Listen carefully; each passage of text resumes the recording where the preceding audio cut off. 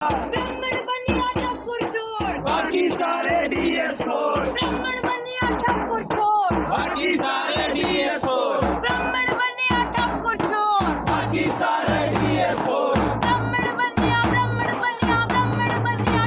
छोड़, बाकी सारे डीएस छोड़। तिलक तराजू और तलवार, इनको मारो जूते चार, तिलक तराजू और तलवार, इनको मारो जूते चार। जय जय जय जय जय भीम, जय भीम जय भीम, जय जय जय जय जय भीम, जय भीम जय भीम, जय सावित्री जय भीम, जय भीम जय भीम, जय जय फूलन जय भीम, जय भीम जय भीम, जय जय फूलन जय भीम, जय भीम जय भीम, जय जय बिरसा जय भीम, जय भीम जय भीम, जय फातिमा जय भीम, जय भीम जय भीम, जय फातिमा जय भीम, जय भीम जय भीम, जय नंगेली जय भीम, जय भीम जय भीम। बर्बाद, मुर्दाबाद मुर्दाबाद, जातिवाद हो बर्बाद, हो बर्बाद हो बर्बाद, जातिवाद हो बर्बाद, हो बर्बाद हो बर्बाद, जातिवाद हो बर्बाद, हो बर्बाद हो बर्बाद, मनुवाद हो बर्बाद, हो बर्बाद हो बर्बाद, ब्राह्मणवाद हो बर्बाद, हो बर्बाद हो बर्बाद, विक्टिम पॉलिटिक्स पर हो बर्बाद, हो बर्बाद। सबसे बड़े आतंकवादी ब्राह्मणवादी, ब्राह्मणवादी, सबसे बड़े आतंकवादी ब्राह्मणवादी, ब्राह्मणवादी, सबसे बड़े आतंकवादी ब्राह्मणवादी, ब्राह्मणवादी। सत जय भीम। मैं हूं इंजीनियर स्नेहा और आप देख रहे हैं नेशनल चौपाल। इस वक्त हम जेएनयू कैंपस में हैं और हमारे साथ जेएनयू बापसा की प्रेसिडेंट है और जिनका नाम प्रियांशी आर्या है।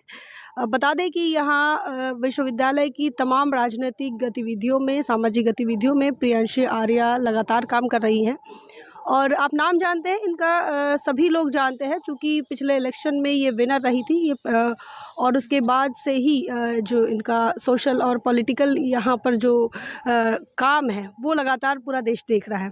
ऐसे में एक बात फिर सामने आई है कि जब भी कोई भी महिला जब सामाजिक और राजनीतिक मूवमेंट की बात करती है, चाहे वो विद्यार्थी दशा में हो या सामान्य दशा में हो, तो ऐसे में महिलाओं के चरित्र को लेकर कई बार बयानबाजी होती है और इस बयानबाजी को हम हमेशा इस बात से ही डिफ़ाइन करते हैं कि उसमें कहीं ना कहीं जातिवादी सोच जो है, वो जातिवादी मानसिकता पनप रही है। आज यही मामला प्रियांशी आर्या के साथ हुआ है, जो कि प्रीमियम इंस्टीट्यूट की एक स्कॉलर है और यहाँ पर वो प्रतिनिधि भी है। तो ऐसे में इनसे बातचीत करेंगे पूरा क्या मामला है जेएनयू के अंदर और कौन ऐसे लोग हैं जो जातिवादी मानसिकता को लेकर ऐसे इंस्टीट्यूट में भी पहुंच रहे हैं और बावजूद इसके यहाँ पर भी वही सोच के साथ पनप रहा है जो सोच इंस्टीट्यूट के बाहर भी है। तो आज बात करेंगे प्रियांशी आर्या का। बहुत बहुत स्वागत है प्रियांशी जी। जय भीम आपको भी और स्वागत है। थैंक यू, आपने ये करा।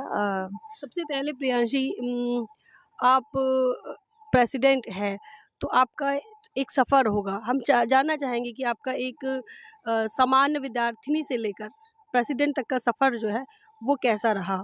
देखिए, बापसा में तो मैं एज ए एक्टिविस्ट पहले ही जुड़ गई थी। फिर बापसा ने इतना मुझे समझा कि मैं जो जनरल सेक्रेटरी पद की उम्मीदवार रहूँ उसकी तरफ से, कि मैंने बापसा के लोगों के साथ ही सीखा है, उनके साथ ही मैंने अम्बेडकराइट आइडियोलॉजी भी सीखी है, उनके साथ मैंने लिखा पढ़ा है और उनके साथ ही मैं आगे बढ़ी हूँ और उन्होंने फिर मुझे इतना काबिल समझा कि मैं जनरल सेक्रेटरी की उम्मीदवार बनूँ। तो उसके लिए मैं बहुत शुक्रगुज़ार हूँ उनकी और उसके मैं जीत के भी आई।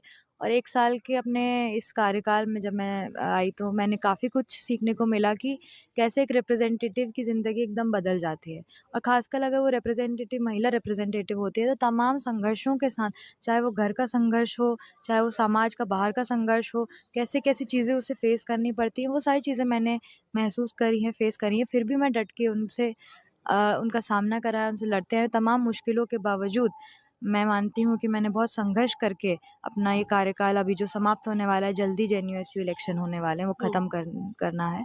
और बापसा ने फिर मुझे इतना और काबिल समझा कि बापसा का भी प्रेसिडेंट बनाया कि संगठन और आगे मैं ले जा पाऊँ। तो अभी ये जो मामला सामने आया है तो वो क्या पूरा मामला है कि जिन्होंने आप पर एलिगेशंस लगाए या संगठन के बापसा को लेकर भी एलिगेशंस लगाए हैं? ये क्या ओवरऑल वाक़ई में चरित्र हनन का मामला है या फिर क्या मामला है? पूरा मामला समझाइए आप। देखिए मैं जेएनयू जनरल सेक्रेटरी हूँ, तो जी। मेरा एक वो बनता है कि मैं मीटिंग्स बुलाऊँ। तो ऐसे ही ऑल ऑर्गेनाइजेशन सभी संगठनों की मीटिंग मैंने जेएनयू में बुलाई थी। हुँ। और उस मीटिंग में ये डिस्कस करना था कि जेएनयू इलेक्शन के लिए जो हमारे संघर्ष चल रहा था उसको आगे कैसे बढ़ाया जाए। इस संघर्ष में कहीं न कहीं 2 भाग बढ़ चुके थे। एक भाग बाकी 3 ऑफिस बेयरर जो हम वाइस प्रेसिडेंट, जनरल सेक्रेटरी और जॉइंट सेक्रेटरी का था, हुँ। और एक भाग प्रेसिडेंट का था। प्रेसिडेंट जो एक आइसा नाम के संगठन से आते हैं। तो कुछ मतभेद, आपसी मतभेद होते रहते थे, पर मैंने ये नहीं समझा था कि इन आपसी मतभेदों में और जो भी डिफरेंसेस ऑफ ओपिनियन रहे हैं, उसमें चीज़ें इतनी बिगड़ जाएँगी कि सामने से इस तरह के अटैक्स आने लगेंगे। हुँ। मैं देखती हूँ कि जब मैं या मेरा संगठन एड्रेस कर रहे होते हैं ऑल ऑर्गेनाइजेशन मीटिंग को, तो जो मुद्दे की बात होती है उस पे बात ना करके छोटी-छोटी मतलब बाकी बातों में मुझे पकड़ा या मेरे संगठन को हैकल करा जाता है। हुँ। इन चीज़ों को मिसलीड करा जाता है, मिस इन्फॉर्मेशन स्प्रेड करी जाती है। तो वहीं पे ऐसा भी होता है कि सामने एक जो आइसा के संगठन वाले बैठे थे, तो किसी चीज़ का, किसी इल्ज़ाम का मेरे संगठन के लोग, मेरे संगठन के साथी, और मैं उनके साथ ही बैठी थी हुँ। कि मेरे संगठन के साथी जवाब दे रहे थे। हुँ। तो उस जवाब जब दे रहे थे, उसको जवाब को बिना सुने हुए वहाँ से एक ठाकुर लड़का आइसा का ये बोलता है कि अरे इन लोगों से बात करना ही बेकार है, इनका कैरेक्टर ही ऐसा होता है। इन लोगों से बात करना ही बेकार है, इनका कैरेक्टर ही ऐसा होता है। तो वो इतना इंसल्टिंग स्टेटमेंट हम लोगों को, मुझे खासकर महसूस हुआ, क्योंकि मैं उस संगठन को लीड कर रही हूँ, मैं उस संगठन की प्रेसिडेंट इन लोगों से कहा। और इन लोगों से कहा जिस हिसाब से वो जो हैं, उनका कास्ट लोकेशन क्या है, वो ठाकुर हैं। हुँ। तो उनको तो यही पल्ला बड़ा करा है कि ये लोग, कुछ लोग होते हैं इन लोग जो आपसे जो अछूत हैं, जो आपसे अलग हैं, और उसने उसी मेंटालिटी के साथ हमें कैरेक्टराइज करा। बापसा जो SC ST आदिवासी OBC इन सब का संगठन है, महिलाओं का संगठन है, क्वेयर पीपल का संगठन, उसने ऐसे उनको कैटेगराइज करा कि ये लोग कुछ अलग हैं कि अरे बात करने लायक भी नहीं है। हुँ। ये इनका चरित्र ही ऐसा होता है, इनका कैरेक्टर ऐसा होता है कि एक समाज के चरित्र पे, उस समाज को जो महिला लीड कर रही है, जिस ऑर्गेनाइजेशन को महिला लीड कर रही है, उसके चरित्र पे उसने इतना बड़ा 70-80 लोगों के सामने उसने एक बार भी नहीं झिझका ये बोलने से पहले, उसको कोई शर्म नहीं आई। उसका वो कास्टिस्ट एटीट्यूड उधर ही रिवील हो गया कि कैसे इसने ऐसा बोल दिया। तो अभी तक कोई उनका स्पष्टीकरण आया कि नहीं हमसे गलती हो गई या फिर हमें ऐसा नहीं कहना चाहिए था?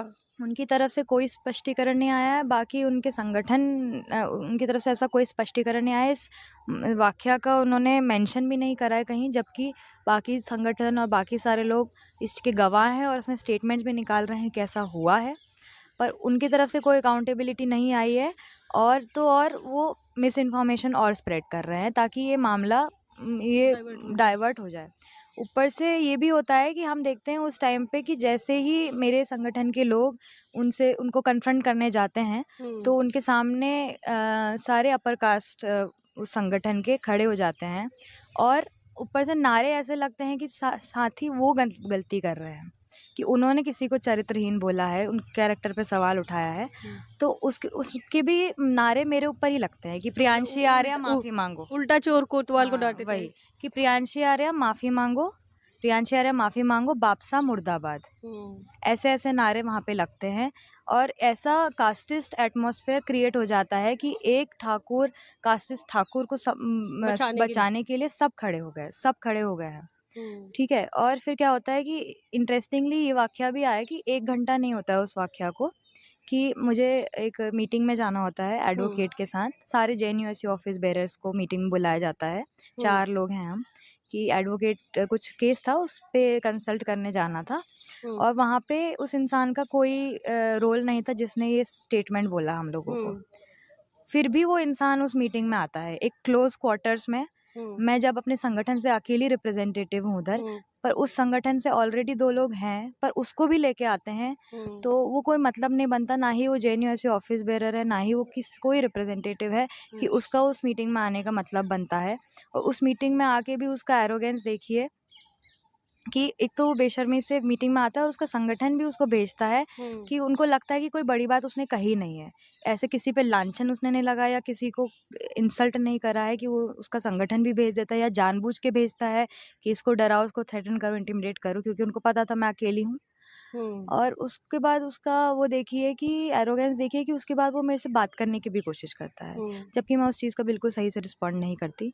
पर ये वाली चीज़ कि उनको लगता है कि उनका गाँव है, वो कुछ भी कह के चल देंगे और चीज़ें नॉर्मल हो जाएँगी, उनको पे कोई आँच नहीं आएगी, तो ये वाली बात तो गलत है कि हम इसकी कड़ी निंदा करते हुए, और सभी लोगों ने वहाँ पे इसकी कड़ी निंदा करी है और हम इस पे एक्शन भी लेने की। अभी क्या एक्शन लेने का क्या विचार है, क्या स्टेटस है, क्या कोई देखिए, कंप्लेंट दर्ज की है आपने? अभी तक कोई कंप्लेन दर्ज नहीं हुई है, पर हम चुप बैठने वालों में से नहीं है। जब हमारा संगठन हमेशा अपने वजूद की यहाँ पे लड़ाई करता आया है, और संगठन की ही बात नहीं है, यहाँ संगठन के इंडिविजुअल्स की बात है जो तमाम उस तबके से आते हैं जो जिसको हमेशा दबा कुचला है, जिनको हमेशा एक पेरीफेरी में रखा जाता है कि ये लोगों से बात नहीं करनी चाहिए, ये लोग गंदे हैं, ये लोग अछूत हैं। उसी कैरेक्टर के साथ कोई हमें ऐसा बोलता है तो हम जेएनयू में आए हैं, हम ये सब सुनने नहीं आए हैं, तो हम इसमें चुप भी नहीं बैठेंगे। एक और वाकया मैं बताती हूँ कि उसी संगठन के ये 13 अगस्त की बात है पिछले साल, कि उसी संगठन के प्रेसिडेंट जो हैं वो हैं कि हमारा कुछ हंगर स्ट्राइक का प्रोटेस्ट चल रहा था, तो हमारा वहाँ पे हम लोगों ने वहाँ पे एक जय भीम का फ्लैग लगाया था जिसमें जय भीम लिखा था, अशोक चक्र बना था, नीला झंडा था वहाँ पे, ठीक है। वो जेएनयू प्रोटेस्ट साइट था, पर उस जय भीम के फ्लैग में किसी संगठन का नाम नहीं लिखा था, सिर्फ जय भीम लिखा था, अशोक चक्र बना था। तो वहाँ के जो आयसा जेएनयू यूनिट के प्रेसिडेंट हैं, वो बहुत ही अग्रेसिवली कहते हैं कि इसको हटाओ, इस झंडे को हटाओ, ये झंडा यहाँ पे नहीं लगेगा, किसी संगठन का झंडा यहाँ पे नहीं होना चाहिए। तो हम लोग कहते हैं कि ये हमारे कुछ साथी हैं, मैं तो नहीं थी उस टाइम पे, पर हमारे साथी जो है वो कहते हैं कि ये इसमें किसी संगठन का वो नहीं है, तो बाबा साहब का झंडा है, हम क्यों हटाएं। तो कहते हैं नहीं नहीं, यहाँ पे ये झंडा पता चलता है कि आप लोग ही लगाते हैं और आप लोगों का झंडा है, आप हटाइए इसको। और वो बहुत ही अग्रेसिव हो जाता है, अग्रेसिवली इस चीज़ को कन्फ्रंट करता है। उसकी बॉडी लैंग्वेज में, उसके एटीट्यूड में ही एक इतना अपर कास्ट एरोगेंस, इतना अपर कास्ट अग्रेशन दिखता है कि वो हमारे वहाँ पे मेंबर्स जो होते हैं उनमें से एक पर्सन विद डिसेबिलिटी भी थे, और दलित पर्सन विद डिसेबिलिटी, उनको तक वो थ्रेटन करने का उसका ऐसा एटीट्यूड रहता है। और जब हमने इस मुद्दे को उस टाइम पे भी उठाया था और आयशा से माफ़ी मांगी थी, आयशा से कहा था कि इसके खिलाफ एक्शन करा जाए, पर अभी तक आयशा ने अपने प्रेसिडेंट को नहीं हटा पाया कोई है। नहीं हटाया। वो अभी भी प्रेसिडेंट है, वो अभी भी सब सुख चैन से जी रहा है। तो मतलब आयशा ऐसे नेताओं को या फिर ऐसे लोगों को प्रोत्साहन देती है कि जो जातीय घमंड पाल रहे हैं, और उस जातीय घमंड को चलते मतलब जो चीज़ें हम एबीवीपी में देख रहे हैं या एनएसयूआई में देखते हैं, वो चीज़ अब आयशा में भी है। फिर उन तो वो भी यही कास्ट सिस्टम को ही सपोर्ट करते हैं, ये भी माना जाएगा? ऐसा कोई एलिगेशन है आपका? जी, ये तो हमारा हमेशा से ये क्रिटिसिज्म रहा है कि जब भी अगर आयशा भी है या एमएल भी है, वो क्लेम करता है कि हमारी लेगेसी रही है कि दलित बहुजनों ने हमारे मूवमेंट में जुड़े हैं, तो हम ये मानते हैं कि आपके मूवमेंट में जो दलित बहुजन लोगों का खून हुआ है, जो शहीद हुए हैं, जो आप कहते हैं, पर आपके मूवमेंट के लीडर्स जो है वो अपर कास्ट रहते हैं।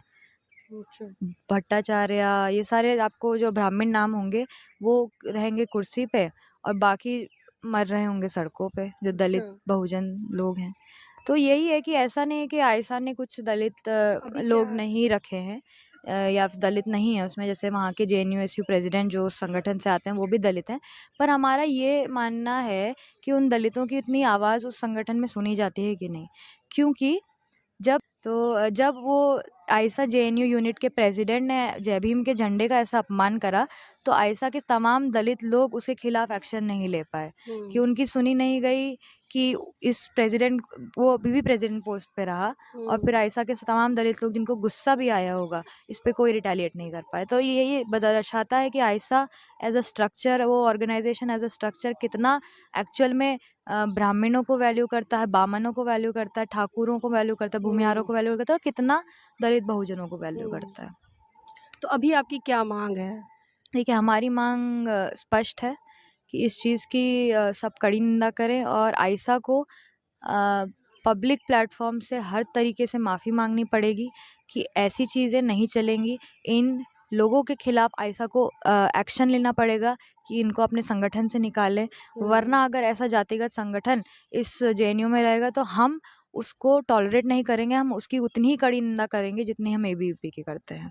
जातिवाद, जैसे बाबा साहेब ने भी कहा, there is no distinction between the priestly Brahmins and the secular Brahmins. हम भी वही मानते हैं, जातिवाद किसी भी संगठन में हो, किसी भी रूप में हो, हम उसकी कड़ी निंदा करते हैं। और ऐसे लोगों को ये मैं बता दूं कि वो उनका गांव नहीं है कि वो कुछ भी कह के चले जाएंगे। गांव को छोड़ के हम यहाँ पे इस यूनिवर्सिटी में आए हैं और ये सब सुनने नहीं आए हैं, बहुत संघर्ष के बाद आए हैं और ये सब सुनने नहीं आए और हम नहीं सुनेंगे। हमारे साथ प्रियांशी आर्या है और जिनसे बातचीत कर रहे थे। विश्वविद्यालय के अंदर जो राजनीतिक गतिविधियां हैं उसमें वो लगातार एक्टिव है और देश के अंदर जब भी SC/ST की बात हो, बहुजनों के ऊपर हो रहे अन्य अत्याचार की बात हो, प्रियांशी आर्या ने आवाज़ उठाई है, चाहे वो विश्वविद्यालय के बाहर हो या फिर अंदर हो। राजनीतिक तौर पे या सामाजिक तौर पे जब महिलाएं पिछड़ी जाति से, बैकवर्ड कम्युनिटी से, दलित या आदिवासी कम्युनिटी से जब बाहर आती है, लीड करती है, तो ये ब्राह्मणिकल स्ट्रक्चर का एक फीचर है कि वो हमेशा उसके चरित्र को लेकर बात करता है। और यहाँ प्रियांशी जिस कम्युनिटी को बिलोंग करती है और जिस कम्युनिटी का वो को लीड करती है, जिसकी प्रतिनिधि वो है या फिर जिस संगठन की वो प्रतिनिधि है, वो तमाम कम्युनिटी को लेकर वो ऐसे बात करते, ऐसे लोगों से, मतलब ऐसे ही, मतलब कैसे लोगों से, ये तो वो ये इस देश का ब्राह्मण, ठाकुर और बनिया बताएगा कि कैसे लोगों से बात करना बेकार है। वो चीज़ अब जब जेएनयू में बात होगी तो वो ये गाँव देहातों में होने वाली वो बात नहीं है या फिर वो अपमान नहीं है जो कि उसे बर्दाश्त किया जाएगा। ये विश्वविद्यालय है और जो कि चूँकि प्रीमियम विश्वविद्यालय है, देश का सबसे बड़ा विश्वविद्यालय, और वहाँ पर भी अगर यही बात होगी कि ब्राह्मण बनिया ठाकुर जो है वो किसी भी संगठन में राजनीतिक तौर पर अपने आप को मजबूत माने या आर्थिक तौर पर मजबूत माने, लेकिन अपमान तो करते हैं। ये चीज़ आज यहाँ बापसा के साथ भी हुई और ख़ासकर जब एक महिला लीडर है उस संगठन की, तो महिला के साथ हुई। तो यहाँ महिला विरोधी और जातिवादी विरोधी जो मानसिकता है वो अब एबीवीपी के साथ साथ आयशा में भी देखने को मिलती है। मांगे इनकी ये है कि उन्होंने इस बात को लेकर